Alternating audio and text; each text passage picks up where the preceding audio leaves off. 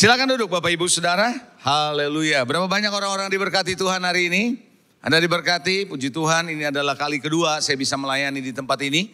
Terima kasih untuk Pak Andi juga yang sudah memberikan kepada saya kesempatan. Dan secara khusus tadi juga saya sempat bertemu dengan beliau. Dan rupanya saudara luar biasa sekali ya, Tuhan memberkati dan memakai Anda sebagai rumah Tuhan, sebagai umat Tuhan di tempat ini. Saya lihat bahwa gereja ini sedang bicara tentang the hero of God, tentang pahlawan-pahlawan Tuhan dan dalam kaitannya dengan kitab Hakim-Hakim. Tadi pagi saya bicara tentang Yefta, bagaimana Yefta adalah seorang pahlawan yang dalam Tuhan gagah perkasa, namun kelahirannya tidak menyenangkan karena berasal dari perempuan pelacur atau perempuan sundal kalau bahasanya Alkitab. Nah, ibadah yang kedua ini saya akan bicara tentang Gideon dan saya akan memberi tema khotbah saya adalah keluar dari mentalitas goa. Keluar dari mentalitas goa. Saudara, mentalitas goa adalah mentalitas yang membatasi kita bersembunyi, kita tidak pernah menampakkan diri atau menyatakan diri kita ke dalam masyarakat. Sehingga orang tidak pernah tahu apa yang kita bawa dalam hidup ini. Kekristenan harusnya tidak hanya sekedar ada di dalam gereja. Tadi juga saya sempat bicara-bicara dengan Pastor Andi. Bahwa kita bukan hanya sekedar bicara ada di dalam gereja. Tapi kita harus membawa keluar apa yang Tuhan berikan dalam hidup kita. Yang Tuhan nyatakan dalam hidup kita untuk kita bagi keluar. Supaya orang lain bisa mengalami Tuhan yang kita alami. Saudara setuju dengan itu saudara? Oke, saudara sebelum saya lanjut lagi. Saya juga mau memperkenalkan ada tim saya dari Jakarta. Anak-anak muda ini. Coba timnya boleh berdiri sebentar. Haleluya. Bersama dengan anak saya. Yang pertama Sarah. Terima kasih mereka hadir untuk mengikuti ibadah ini sekaligus juga. Dan sekaligus untuk bisa memperkenalkan kepada saudara beberapa hal. Nah saudara, tahukah saudara kekristenan ini adalah kekristenan yang sebenarnya bukan hanya sekedar buat kita nikmati. Tapi untuk kita bagikan. Karena Yesus berkata aku datang, kalau setan datang untuk mencuri, membunuh dan membinasakan. Yohanes 10 ayat 10 bilang begitu. Tetapi aku datang memberikan kamu hidup. Supaya orang yang memiliki kehidupan itu memilikinya dalam segala kelimpahan. Ayat ini bicara soal kehidupan orang yang sudah diubahkan oleh Tuhan. Harus keluar dan menjadi berkat bagi orang lain. Bukan cuma sekedar dinikmati. Karena kita bukan penikmat. Tapi kita adalah menjadi berkat bagi orang lain. Karena itu saudara, dalam slide saya di sini saudara Anda bisa lihat. Anda dan saya bisa memilih. Apakah Anda mau bertahan hidup ataukah Anda mau menerobos. The choice is yours. Pemilihan ini adalah pada saudara. Mentalitas yang ada dialami oleh Gideon di awalnya adalah mentalitas bertahan. Karena bangsa Midian datang ketika mereka baru saja selesai menabur. Mereka bukan menabur, tapi mereka bukannya nggak menabur maksud saya. Mereka menabur, tapi mereka nggak menuai apa yang mereka tabur. Kenapa? Karena musuh datang untuk menjarah semua yang ada. Jadi hari ini barangkali ada beberapa upaya yang Anda sudah lakukan dalam hidup. Tapi kelihatannya kok kayak sia-sia. Kayaknya kok nggak ada hasilnya. Saudara yang dikasihi kita mesti belajar bahwa dari kehidupan Gideon. Bagaimana dia menjadi pahlawan iman. Di dalam Ibrani pasal 11 kalau Anda baca. Itu ada cerita daftar tentang pahlawan iman. Salah satunya adalah Gideon. Padahal Gideon itu kalau kita melihat ceritanya sebenarnya awal-awal dia adalah pecundang. Kenapa disebut pecundang? Karena dia disembunyikan oleh ayahnya di tempat pemerahan anggur. Jauh dari musuh supaya musuh gak lihat dia. Sehingga dia tidak perlu berhadapan dengan musuh. Rasa takut, rasa inferior, rasa gak mampu itu yang membuat dia bersembunyi di goa. Sementara bangsa Midian datang menjarah semua hasil apa yang dihasilkan, apa yang ditabur oleh bangsa Israel. Nah Tuhan balik situasinya ketika Tuhan datang di dalam goa itu bicara kepada Gideon bahwa engkau adalah pahlawan yang gagah perkasa. Baru Gideon menyadari siapa dia. Saya percaya hari ini ada begitu banyak di ruangan ini termasuk yang di balkon adalah pahlawan-pahlawan Tuhan. Yang setuju sama saya boleh katakan amin. Coba bilang sama sebelah saudara kamu itu pahlawan Tuhan. Amin, haleluya. Nah mari kita akan melihat satu ayat firman Tuhan dalam Hakim-Hakim pasalnya yang ke-6. Ayat 1 sampai dengan ayatnya yang ke-5 saya mulai baca ayat ini saudara. Hakim-Hakim pasal 6 ayat 1 sampai 5. Tetapi orang Israel melakukan apa yang jahat di mata Tuhan. Sebab itu Tuhan menyerahkan mereka ke dalam tangan orang Midian 7 tahun lamanya. Dan selama itu orang Midian berkuasa atas orang Israel. Karena takutnya kepada orang Midian itu, maka orang Israel membuat tempat-tempat perlindungan di pegunungan, yakni goa-goa dan kubu-kubu. Saudara perhatikan, karena rasa takutnya terhadap bangsa Midian, maka mereka membangun tempat persembunyian mereka di pegunungan. Saudara, tahukah saudara, Anda mesti mengerti bahwa hidup manusia yang normal bukan di pegunungan, di goa-goa. Setuju gak saudara? Yang hidup normal itu adalah di dataran. Tapi mereka karena takut, mereka hidup di goa-goa. Dan menurut saya ketika mereka sudah terbiasa hidup di goa-goa, maka itu menjadi new normal. Masih ingat kata new normal? Saudara yang dikasihin, ketika masa COVID terjadi, maka kita disebut ada new normal. Yang terjadi adalah bangsa Israel mengalami new normal. Mereka mulai hidup di pegunungan, lama-lama itu mereka anggap sesuatu yang normal. Padahal itu tidak normal. Saya mau beritahu saudara, dunia, setan, keadaan saudara seringkali membuat hidup saudara yang Anda alami babak belur, kalah, mundur dan sebagainya. Dan Anda frustrasi, itu Anda pikir normal. Tidak, itu tidak normal. That is not a new normal. Yang normal dalam Tuhan, Anda adalah orang yang menang. Anda adalah pahlawan. Anda adalah penguasa yang Tuhan ciptakan untuk menaklukkan ciptaan Tuhan. Yang setuju sama saya boleh katakan amin. Nah saudara, di dalam ayatnya yang berikutnya, di dalam ayat yang ketiga, setiap kali orang Israel selesai menabur, datanglah orang Midian, orang Amalek dan orang-orang dari sebelah timur, lalu maju mendatangi mereka. Berkemahlah orang-orang itu di daerah mereka dan memusnahkan hasil tanah itu sampai ke dekat Gaza. Dan tidak meninggalkan bahan makanan apapun di Israel, juga domba atau lembu atau keledai pun tidak. Habis semua dijarah. Habis. Ini berarti habis-habisan. Luar biasa, gak disisain apapun saudara oleh bangsa Midian. Sebab orang-orang itu datang maju dengan ternaknya, kemahnya, dan datangnya berbanyak-banyak seperti belalang. Orang-orangnya, unta-untanya tidak terhitung banyaknya. Jadi musuh kalau datang itu rombongan besar-besaran saudara. Sekaliannya datang ke negeri itu untuk memusnahkannya. Sehingga orang Israel menjadi apa? Sangat melarat. Dan oleh karena perbuatan orang Midian itu. Lalu berserulah orang Israel kepada Tuhan. Saudara, ketika bangsa Israel mengalami tekanan, mereka berseru kepada Tuhan. Seperti tadi saya berkata dalam tadi pagi, waktu bangsa Israel ada di Mesir, mereka teriak sama Tuhan. Jawaban Tuhan adalah seseorang yang tidak pernah diantisipasi. Musa dipakai oleh Tuhan. Hal yang sama saudara, ketika bangsa Amon menyerang bangsa Israel, mereka berseru, Tuhan kirim Yefta. Yang gak pernah disangka-sangka karena dia adalah seorang yang lahir dari seorang perempuan pelacur. Saudara, yang hari ini, yang Anda baca lagi kemudian di Gideon, ketika bangsa Israel begitu dalam keadaan sangat melarat, Tuhan menjawab doa mereka. Lewat siapa? Gideon. Yang gak pernah disangka-sangka, yang disembunyikan oleh ayahnya sendiri. Hari ini saya percaya saudara dan saya adalah jawaban buat dunia ini. Yang setuju katakan amin. Sekali lagi, saudara dan saya adalah jawaban untuk dunia ini. Oh saudara, ada banyak keluargamu mungkin berdoa. Ada banyak mungkin familimu berdoa untuk minta pertolongan. Tahukah saudara, tanpa dicari ada salah satu anggota keluarga, yaitu saudara, yang menjadi jawaban buat mereka. Oleh karena itu Bapak Ibu Saudara, jangan biarkan mentalitas goa ada pada kita. Mentalitas yang terima keadaan, tidak pernah percaya kalau Tuhan itu bisa mengerjakan sesuatu yang dahsyat yang gak pernah kita pikirkan sebelumnya. Saudara, mentalitas goa adalah mentalitas yang dimana Anda menyesuaikan dengan situasi yang ada. Sekali lagi saya katakan saudara, bahwa Anda dan saya adalah bukan manusia akibat. Anda dan saya adalah manusia sebab. Saudara, Yusuf boleh difitnah, boleh masuk penjara, boleh hidupnya ngalamin kepahitan, kesulitan. Tetapi dia tahu bahwa dia adalah manusia sebab, bukan manusia akibat. Dia tidak menyalahkan perbuatan orang atas diri dia. Tapi dia tahu Tuhan yang menentukan hidupnya. Halo, amin saudara. Itulah sebabnya Anda mesti mengerti bahwa keadaan saudara tidak mendikte kehidupan saudara. No, Tuhan yang menentukan hidup saudara. Justru Anda adalah manusia sebab yang bisa mengubah situasi bersama dengan Tuhan. Itulah sebabnya kenapa hari ini saya mau katakan saudara, jangan biarkan mentalitas goa yang merasa tidak berdaya. Saya tidak tahu ada berapa banyak di antara saudara ini merasa tidak berdaya menghadapi persoalan hidup saudara. Percaya kalau saudara ada Tuhan yang luar biasa dalam hidup saudara? Bukankah Tuhan berkata roh yang ada dalam dirimu lebih besar daripada segala roh yang ada dalam dunia ini? Artinya apa? Jawaban bukan pada dunia ini, jawaban ada di dalam diri saudara dan saya. Siapa jawabannya? Tuhan Yesus Kristus. Katakan amin.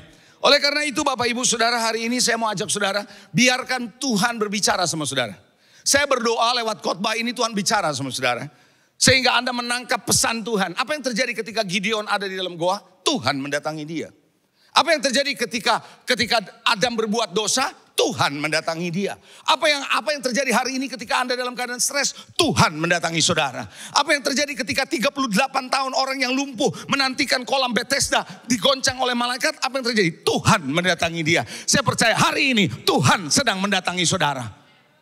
Roh Kudus sedang berbicara kepada saudara lewat firman Tuhan pada siang hari ini. Agar supaya saudara dan saya tahu bahwa Allah yang saudara sembah, Allah yang kita sembah adalah Allah yang luar biasa. Pencipta langit dan bumi. Itu sebabnya Bapak Ibu Saudara, mari kita akan melihat satu ayat firman Tuhan dalam Hakim-Hakim pasal 6 ayat 12 sampai 16. Lalu kita lompat ke ayat 22. Dari sini saya akan mulai membahas beberapa poin dalam sisa waktu yang ada. Malaikat Tuhan ayat yang ke-12 Hakim-Hakim pasal 6. Malaikat Tuhan menampakkan diri kepadanya dan berfirman kepadanya demikian. Tuhan menyertai engkau, ya pahlawan yang gagah berani. Waktu Tuhan datangi Gideon dalam keadaan takut. Gideon disembunyikan. Dia dalam kondisi pecundang. Tapi di mata Tuhan dia adalah pahlawan. Tahukah saudara seorang disebut pahlawan kalau dia sudah pernah perang? Anda gak mungkin disebut juara kalau Anda gak pernah bertanding. Betul apa enggak? Gak mungkin saudara. Anda gak mungkin disebut pahlawan kalau gak pernah bertanding. Gak pernah perang. Tapi di mata Tuhan ada pahlawan di dalam diri seorang yang namanya Gideon. Saya percaya ada pahlawan dalam diri saudara. Nah Bapak Ibu Saudara, mari kita akan melihat apa yang terjadi saudara. Jawab Gideon kepadanya, Tuanku, jika Tuhan menyertai kami, mengapa semuanya menimpa kami? Di manakah segala perbuatan yang ajaib yang diceritakan oleh nenek moyang kami kepada kami ketika mereka berkata, bukankah Tuhan telah menuntun kita keluar dari Mesir? Tapi sekarang Tuhan membuang kami, menyerahkan kami ke dalam cengkraman orang Midian. Saudara, ketika Tuhan berbicara kepada Gideon, engkau pahlawan, gagah perkasa, Gideon menjawab, mana buktinya? Keadaan kayak gini mana buktinya? Barangkali Anda juga hal yang sama kah hari ini ketika Tuhan mau pakai saudara menjadi pahlawan. Tapi Anda bilang mana keadaan saya begini. Saudara, Anda mesti mengerti justru Anda dipakai oleh Tuhan untuk bisa bersama dengan dia mengubah keadaanmu. Amin. Mari kita lanjut saudara. Di dalam ayat yang ke-14, lalu berpalinglah Tuhan kepadanya dan berfirman, pergilah dengan kekuatanmu ini dan selamatkanlah orang Israel dari cengkraman orang Midian. Bukankah aku mengutus engkau? Dari mana saudara ada kekuatan? Kenapa Tuhan bilang bahwa pergilah dengan kekuatanmu? Kekuatan dia dari mana? Dia gak punya kekuatan. Tapi saudara harus tahu, barangkali hari ini Anda rasa Anda tidak punya kekuatan. Kekuatan itu datang dari Tuhan. Coba katakan sebelah saudara, kekuatan datang dari Tuhan. Kita boleh gak punya kekuatan, tapi Tuhan memberi kekuatan kepada saudara. Saudara, kita lanjutkan ayatnya berikutnya saudara. Ayat yang ke-15, tapi jawabnya masih aja bikin alasan saudara. Jawabnya si Gideon ini, Tuanku, dengan apa akan kuselamatkan orang Israel? Ketahuilah, kaumku adalah yang paling kecil di antara suku Manasye, dan aku pun seorang yang paling muda di antara kaum keluargaku. Aku ini double minoritas. Suku aku suku paling kecil. Terus aku di suku yang paling kecil, paling muda, double minoritas. Jadi saudara, sementara Tuhan ada di depan dia, mengatakan dia pahlawan, gagah perkasa, cari alasan untuk berkata tidak. Pernah tahu ada orang-orang suka cari alasan? Halo? Sementara Tuhan mau pakai kita cari alasan enggak? Coba sikut sebelah saudara. Yang penting bukan kamu kan, coba bilang gitu. Kita seringkali mencari-cari alasan bahwa kita gak bisa, kita gak mampu. Why? Karena kita mengukur dengan ukuran kita. Ukuran saudara terbatas, ukuran saya terbatas, ukuran Tuhan tidak terbatas. Kalau dia bisa memberi makan 5.000 orang dengan 5 roti 2 ikan, Tuhan sanggup pakai saudara. Amin. Haleluya. Mari kita lihat ayat yang ke-22. Ayat 16. Berfirmanlah Tuhan kepadanya, tetapi akulah yang menyertai engkau. Nah ini yang paling penting. Tuhan menyertai saudara. Anda percaya Tuhan menyertai kita? Siapa yang percaya Tuhan menyertai saudara dan saya hari ini? Coba angkat tangan tinggi-tinggi. Haleluya. Saudara, Tuhan menyertai saudara. Itu paling penting. Saudara, apapun yang Anda alami kalau nggak ada Tuhan percuma. Keberhasilan tanpa Tuhan adalah kegagalan di mata Tuhan. Saya ulangi, keberhasilan tanpa Tuhan adalah kegagalan di mata Tuhan. Mari kita akan melihat saudara ayat yang ke-22 kita lompat. Setelah pembicaraan antara malaikat Tuhan dengan Gideon, mulai dia ngerti. Ayat 22, maka taulah Gideon bahwa itulah malaikat Tuhan. Lalu katanya, celaka aku Tuhan Allah, Tuhanku Allah, sebab memang telah kulihat malaikat Tuhan dengan berhadapan muka. Coba bilang, Gideon akhirnya tahu. Katakan sama-sama saya, Gideon akhirnya tahu. Tahu siapa? Itu Tuhan. Saya berdoa lewat khotbah ini, di akhir khotbah selesai ibadah, Anda pulang, Anda tahu. Anda dengar firman Tuhan. Anda tahu siapa diri Anda. Amin saudara. Itulah sebabnya saudara tidak peduli keadaan saudara, tidak peduli situasi saudara. Yang pasti adalah Anda harus tahu jati diri saudara di dalam Tuhan. Tadi pagi saya katakan bahwa kelahiran seseorang hanya menunjukkan dia hadir di dunia ini. Kelahiran seseorang hanya menunjukkan dia hadir di dunia ini. Tapi tidak menunjukkan jati dirinya dan masa depannya. Saudara, itu sebabnya Bill Gates pernah berkata bahwa kalau kamu lahir di keluarga miskin itu bukan salah kamu. Tapi kalau kamu mati, meninggal, tetap miskin itu salahmu. Artinya apa? Anda bisa lahir dari keluarga manapun, termasuk Yefta yang lahir di keluarga yang namanya dari seorang pelacur. Tapi Tuhan menentukan destininya berbeda. Jadi hari ini saya mau beritahu kepada Bapak Ibu Saudara yang dikasih Tuhan, percayalah Tuhan punya rencana besar dalam hidup saudara. Karena itu Bapak Ibu Saudara, mari kita harus bergerak bersama-sama dengan Tuhan. Kita akan lihat saudara, yang namanya slide saya berikut ini kita perhatikan baik-baik saudara. Mentalitas kerajaan Allah, saudara dan saya adalah berasal dari kerajaan Allah. Karena Alkitab jelas mengatakan bahwa kerajaan Allah bukan hanya terdiri dari perkataan saja, tapi terdiri dari kuasa.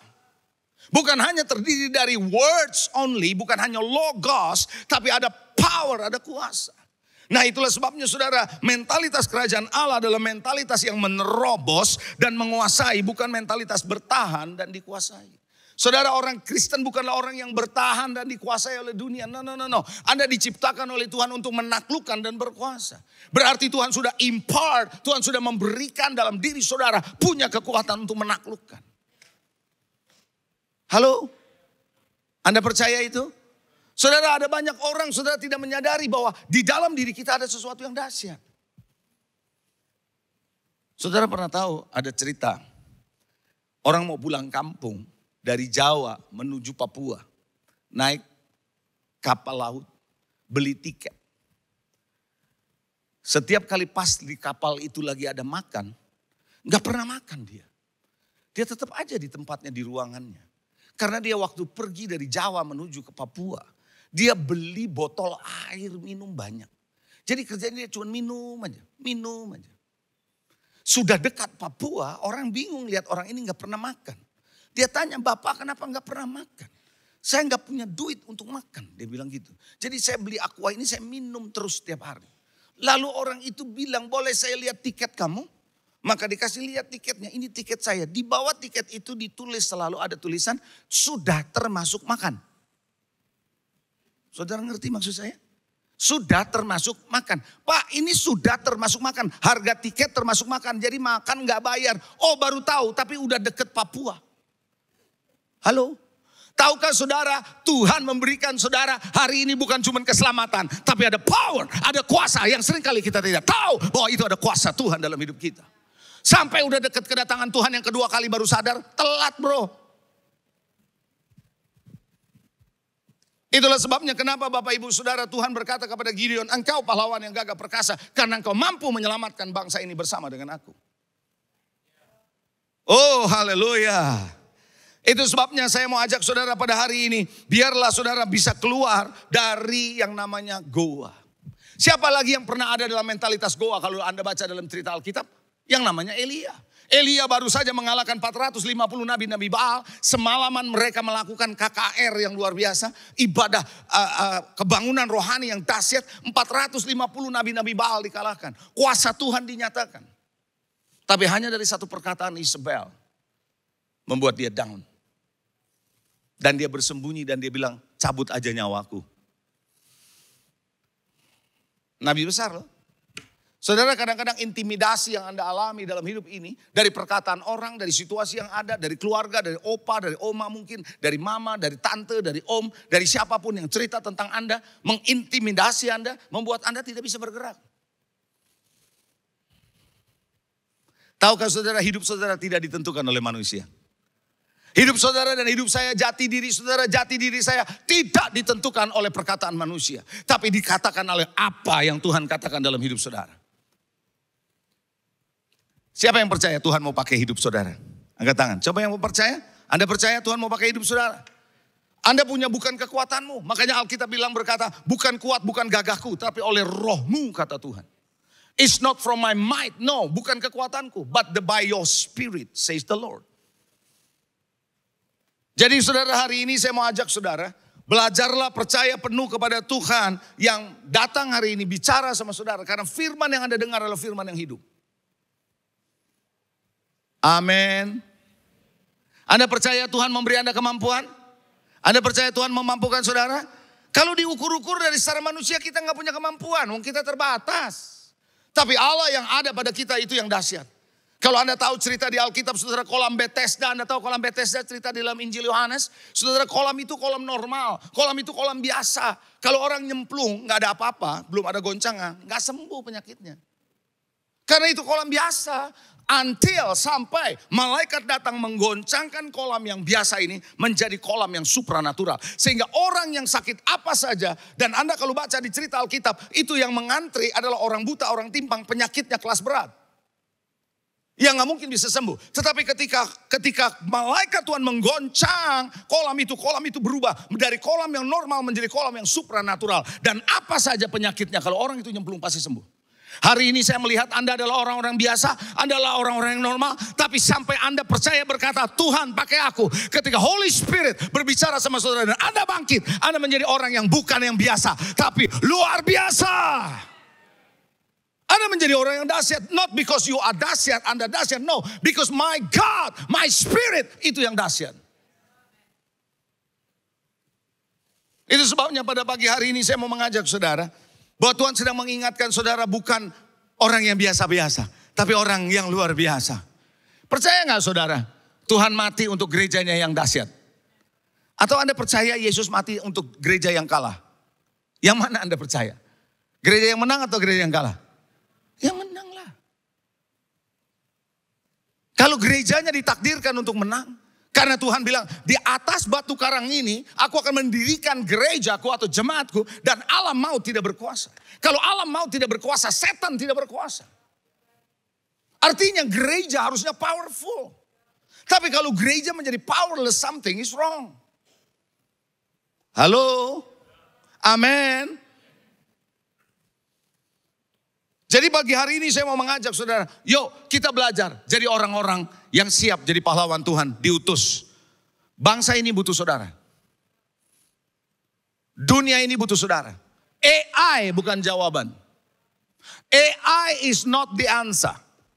AI hanya bisa menolong pekerjaan saudara, tapi tidak bisa menolong kehidupan, kualitas hidup manusia. Only God, only Holy Spirit, hanya Roh Kudus yang ada dalam diri saudara yang bisa menolong kualitas hidup orang. Amin. Saya percaya AI bisa menolong pekerjaan saudara, but not you. Bukan diri saudara. Diri saudara Anda butuh penciptanya, Tuhan. Mari kita melihat apa kesimpulan saya hari ini. Sebagai bagian terakhir kesimpulan saya, kalau Anda mau menjadi seorang yang menerobos, menjadi pahlawan seperti Gideon. Number one, yang Anda perlu perhatikan yang pertama adalah jangan serupa dengan dunia ini. Anda jangan biarkan pikiran saudara sama dengan dunia ini. Rasul Paulus berkata, berubahlah oleh pembaharuan akal budimu. Janganlah engkau menjadi serupa dengan dunia ini, tapi berubahlah oleh pembaharuan akal budimu. Artinya apa? Ketika Anda berpikir sama dengan dunia, platformnya sama, Anda akan menjadi sama dengan dunia.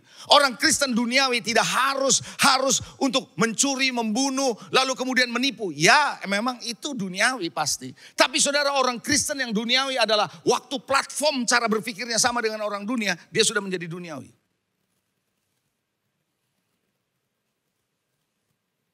Karena cara berpikir saudara tidak sama dengan dunia ini. Makanya Anda dikuduskan, dipisahkan dalam terang Tuhan. Ada amin saudara?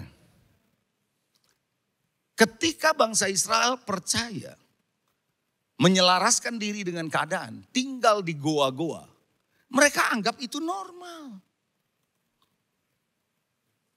Halo? Kemarin, maksudnya kemarin orang Indonesia tuh ngomong kemarin bukan berarti persis kemarin gitu ya. Bisa seminggu yang lalu, sebulan yang lalu. Saya lagi ngurus visa mau ke Australia. Lewat online. Lalu di situ disuruh isi. Seks, jenis kelamin. Male, female, other. Apa tadi saya bilang? Male, female, other.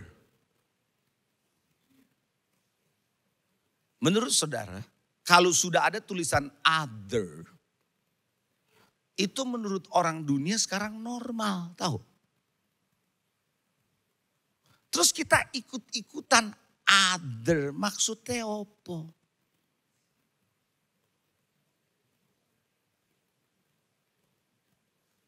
Nanti jangan heran di mall ada WC, male, female, other. Kan pusing itu. Orang dunia nggak percaya kebenaran absolut. Apalagi generasi muda. Saudara, saya ngomong generasi muda nggak harus umur muda loh. Umurnya bisa tua tapi pikirannya ngejos kayak seperti orang dunia ini, saudara, anak muda.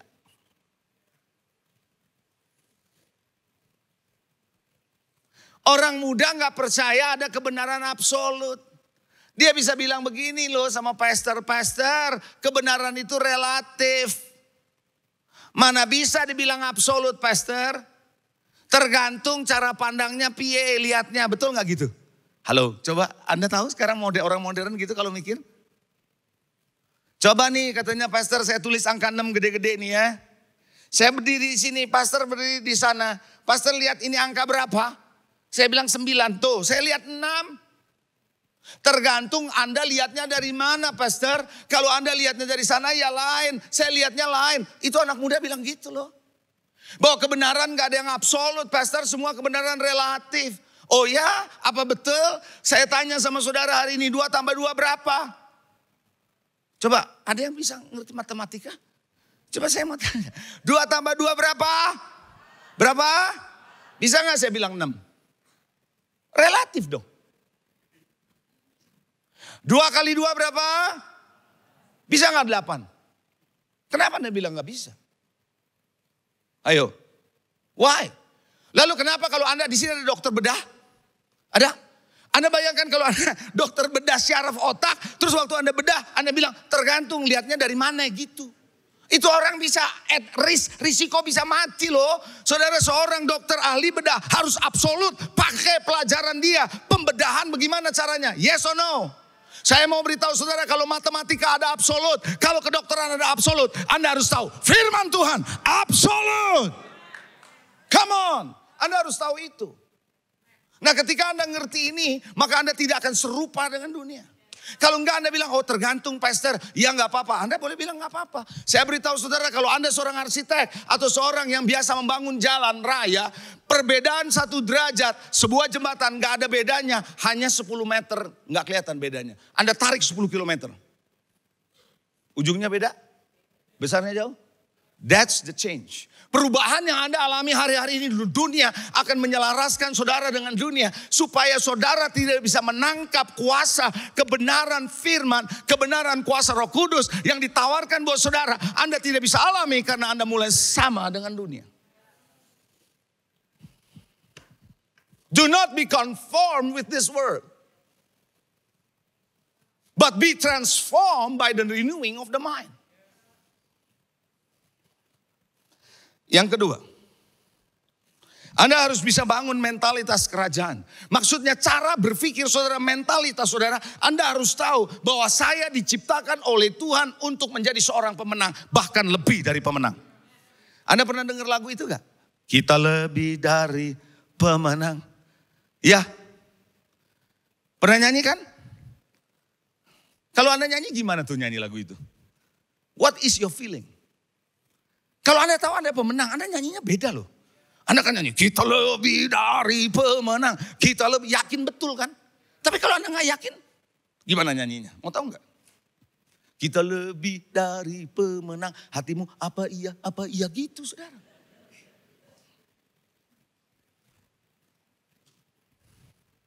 You have to know. Anda harus bangun mentalitas bahwa Anda ditakdirkan oleh Tuhan untuk jadi pemenang, lebih dari pemenang. Saya kasih Anda 2 poin. Supaya saudara menyadari bahwa kekristenan saudara dan saya yang hari ini Anda jalani, ada sesuatu yang lebih baik. Ada sesuatu yang lebih dahsyat. Yang belum kita lihat, yang belum kita alami. Tapi Tuhan sudah sediakan buat saudara dan saya. Yang setuju, katakan amin. Mari Bapak Ibu Saudara, saya mau ajak saudara untuk bisa menangkap pesan Tuhan ini dalam hidup saudara. Anda lebih dari pemenang. Anda adalah pahlawan. Anda tidak ditakdirkan untuk kalah. Yesus tidak mati di atas kayu salib sia-sia. Hanya untuk menebus orang Kristen yang selalu hidupnya dalam kekalahan. Tapi dia mau mati di atas kayu salib untuk menembus gereja yang alam maut tidak berkuasa atasnya. Anda harus sadar itu. Coba bilang sebelah saudara, sadar itu. Coba bilang sadar itu. Sadar bahwa we are more than conqueror. Lebih dari pemenang. Dan siang hari ini saya mengajak saudara, jadilah orang yang dahsyat dipakai Tuhan. Mari saya undang bangkit berdiri. Saya tidak tahu apa yang menjadi keadaanmu hari ini. Saya tidak tahu apa yang menjadi persoalan saudara hari ini.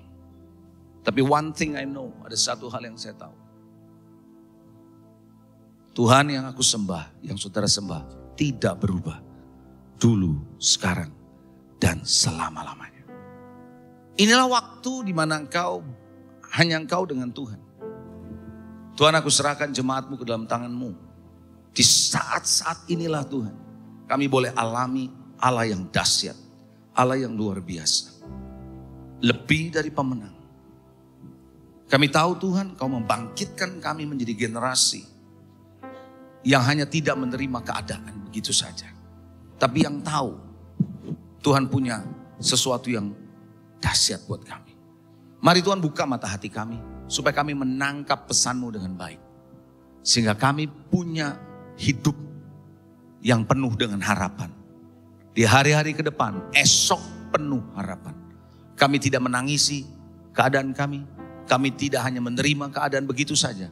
Tapi kami mau bersama Tuhan berdoa, meminta pertolongan Tuhan. Kalau Tuhan tolong bangsa Israel melalui Yeftah, melalui Rahab, melalui Gideon, orang-orang yang biasa-biasa. Dan aku percaya kami yang biasa-biasa Tuhan mau pakai. Terima kasih Tuhan. Berkati umat-Mu. In Jesus mighty name. Dalam nama Yesus aku berdoa. Yang percaya katakan, amin, amin.